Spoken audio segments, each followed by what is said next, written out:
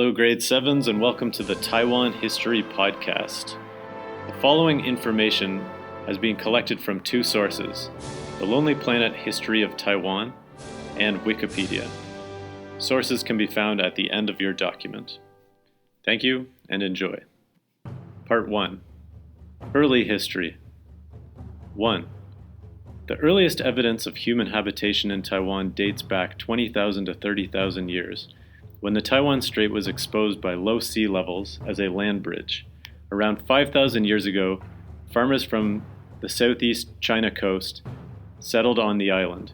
These people are believed to have been speakers of Austronesian languages, which dispersed from Taiwan across the island of the Pacific and Indian Oceans. The current Taiwanese Aborigines are believed to be their descendant between 4,000 and 5,000 years ago. 2. For most of her long history, China seemed fairly indifferent to Taiwan. Early Chinese texts, from as far back as AD 206, contained references to the island, but for the most part, it was seen as a savage island, best left alone. Contact between China and Taiwan was erratic until the early 1400s, when boatloads of immigrants from China's Fujian province, disillusioned with the political instability in their homeland, began arriving in Taiwan's shores. 3. Over the next century, immigration from Fujian increased, these settlers being joined by the Hakka, another ethnic group leaving the mainland in great numbers. By the early 1500s, there were three categories of people on the island: Hakka, Fujianese, and Aboriginal tribes. Today, Taiwan's population is mostly descended from these early Chinese immigrants, though centuries of intermarriage makes it likely a fair number of Taiwanese have some Aboriginal blood as well. Europe and the Ming in Taiwan. 4. In 1544, a Portuguese fleet discovered the island. Enamored by the lush plains, rugged mountains, and rocky coasts, they declared Taiwan Ilha Formosa, meaning beautiful island. Less romantically minded Europeans soon took notice, and before long the Dutch set up a trading base on the Penghu Islands in the Taiwan Strait. 5. This did not sit well with China's Ming court, who sat up suddenly and took notice of Taiwan. The Ming government sent its navy to Penghu, and before long had thrown the Dutch off the island. But being particularly tenacious, the Dutch soon returned and established a colony in Penghu in 1622. 6. The first thing the Dutch did on their return was establish a trading route between Batavia, now Jakarta, Makung, China, and Japan. For a short period of time, Dutch trade dominated the Taiwan Strait, much to the chagrin of the Ming court, who issued a decree in 1623 banning all entry of ships into the Taiwan Strait from Southeast Asia. Realizing the ineffectiveness of the decree, Ming troops were sent to attack the Dutch, who gave in and agreed to remove themselves from Penghu.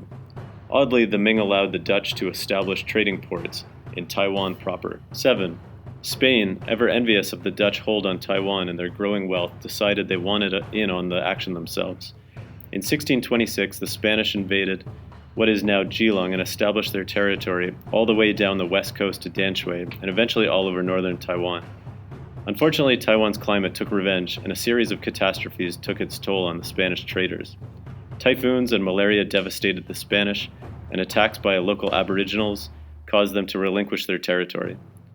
In 1638, the Spanish withdrew from Danshui, and the Dutch, ever tenacious, moved in to snatch up the remains, taking control of Geelong in 1642. Taiwan under Zheng and Qing.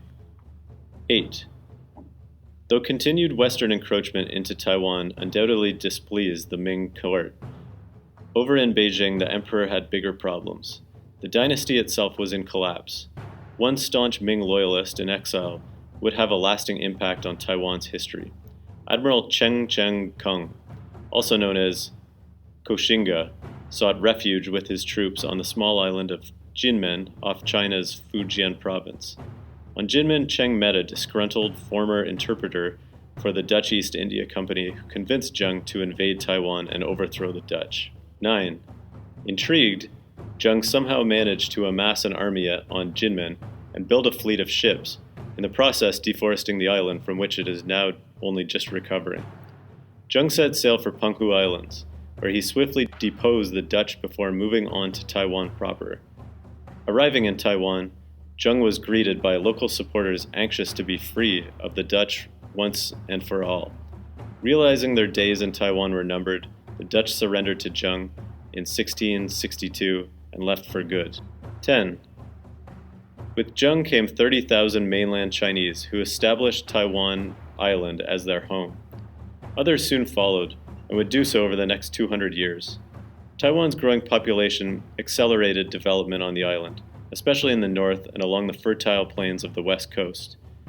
To manage Taiwan's fast growth, Cheng set up an efficient system of counties, some of which remain today. However, his dreams of overthrowing the Manchu remained unfulfilled. He died a year after landing on Taiwan. Many Taiwanese today regard Cheng as a hero for driving the Dutch out of Taiwan. 11. After Cheng's death, his son and grandson ruled the island, but their ineptness caused wide-scale poverty and despair. In 1683, the Qing government overthrew Zheng's descendants and took over the island, placing it under the jurisdiction of Fujian province. Having retaken Taiwan, the Qing court's attitude towards Taiwan was about as lax as the Ming's before them, and Taiwan was again mostly ignored by China, save the boatloads of Chinese immigrants yearning for space to spread out. 12. In the West, however, Europeans were not blind to Taiwan's advantageous position, and the beautiful island was quite well known among traders both for its strategic location and hazardous coastline. The later factor would eventually play a part in the Qing court's surrender of Taiwan to Japan. After the Second Opium War ended, Taiwan was open to trade with the West in Geelong and Suao. The southern port of Kaohsiung and Tainan were also opened. Foreign trade increased rapidly, with Taiwan's main exports being camphor, rice, tea, and opium.